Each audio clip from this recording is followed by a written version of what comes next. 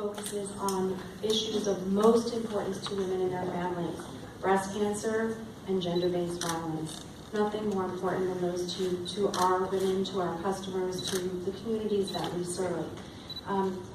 One thing that we have learned for sure is that whether you're in India or whether you're in Italy, the UK or the United States, violence against women is happening.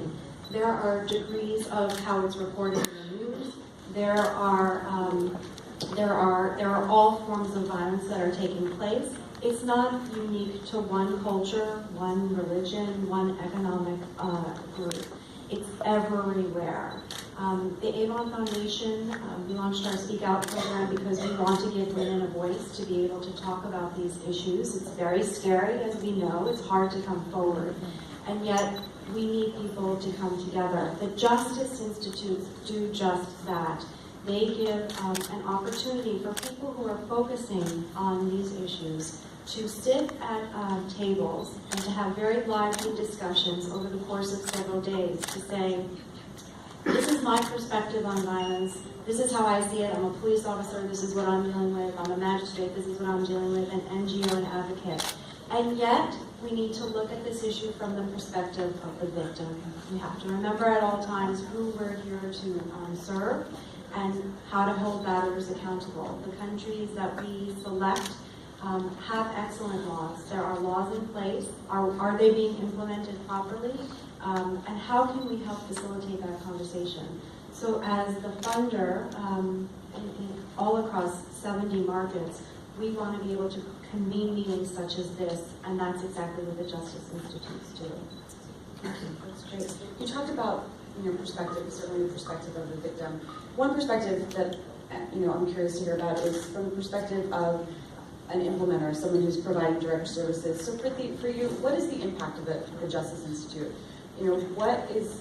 How does this impact your work and what you're doing and what the future holds for an organization like Brand? I think the multidisciplinary approach that the Justice Institute has, the different stakeholders that it's trying to bring together on one platform is very, very important, because when we are addressing issues like domestic violence, sexual assault, it's not one person or it's not one person or one department which has to handle it. It's many people together who need to understand this issue, be sensitive, feel compassionate. And what I like about the Justice Institute is, during the period of 3 days, it also gives us the platform to listen to people. And I think that is something lacking, because sometimes we all think we know it all.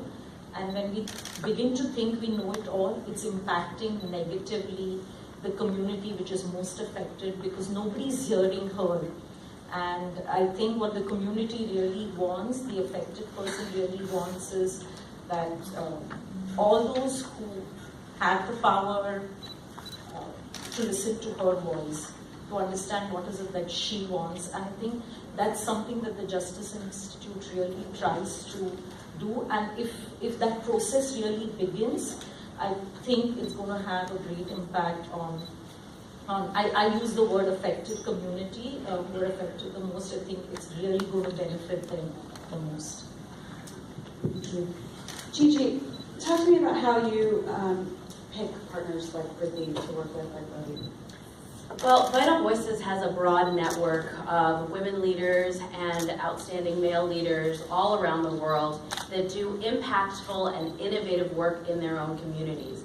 And Vital Voices really seeks out partners that have a vision for change in their communities, because these are really going to be what makes a difference to victims. Here in India, we have just such a wealth of amazing partners. We have Priti. We have Ravi and his brothers. We have Judge Swati Chauhan, who joined us in planning, as well as Save the Children India, which was able to also connect us to the Department of Child and Women Development.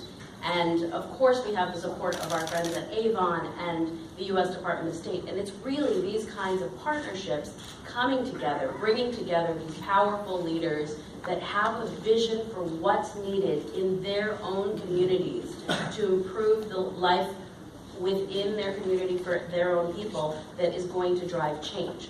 These are the people who are showing innovative ideas that we want to partner with and that we seek out around the world. So you mentioned innovation and people, sort of participants and service providers that have a vision for change, a vision for the future. Ravi, I think ironically, men being involved in and of itself is visionary, and unfortunately. You heard Consul General Biden talk about that a little bit, about men's role and men's responsibility to help end gender-based violence around the world. It seems like a logical, obvious thing, but unfortunately, you're one of the few. So, what you and your brothers are doing at Shakti Vinny is groundbreaking. But one of the things I want to hear about is how you're using what you're doing to shift culture, how you're working with young men and other men in the community to make change. Certainly men have to lead actually in this issue. We have remained silent for many years, and it's time that we should speak up. India is a big country where I'm focusing on India. A large population lives in the villages. The huge amount of work on gender-based violence and other issues, implementation of laws, strengthening of legislation, have all impacted the cities, and it's still, we have all the bad news coming out from the cities. But if you go out into the large hinterland of India, the rural India, things continue to remain the same. And in this bleak situation, I think that individual responsibilities can change situations. And here, when individual responsibilities, I think men should join this fight. They should speak up. They should break this culture of silence. They should also start intervening. And that can start from your house, from your village, from your college, from everywhere you can start speaking up. If you just start speaking up on these issues, I think we can have a big change, and we can really strengthen the government's hand in when they are coming up with legislation, when they are coming up with path-breaking initiatives like Beti Bachao, Beti Uthao, Beti Bachao, Beti Padhao of the government of India. I think that here we have to play a big change, and men should take the lead. Thank you. Richa, you've been vocal about shifting culture and culture and its role in fueling the fire of this epidemic. So, to achieve gender equality in India. India is one of the few countries in the world where violence against women starts in the womb, before the girl is even born, with feticide. So I think that we have to overcome our hypocrisy as a culture.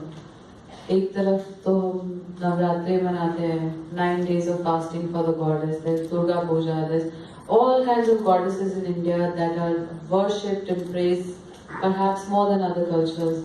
But when it comes to our women, our daughters, wives, mothers, sisters, we have a completely different standard, and that's something that's baffled me since I was a child.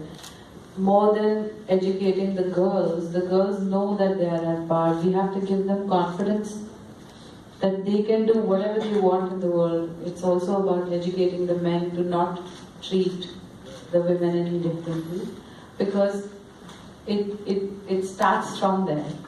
It starts from the patriarch or the person in charge of this power who is condemning everybody else to a certain way of life.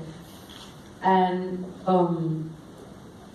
it's basic shifts in attitude, and it will take a lot of time, because somewhere we are conditioned into thinking a certain way.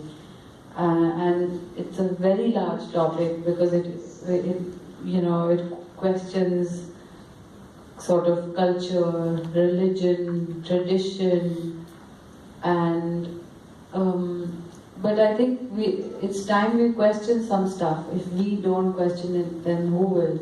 If somebody from outside questions it, then we get defensive, but we must question our own culture and use the best aspects of it. Like, if goddess worship is your thing, that's the best aspect of your culture, then truly live it in every form, every way that we can.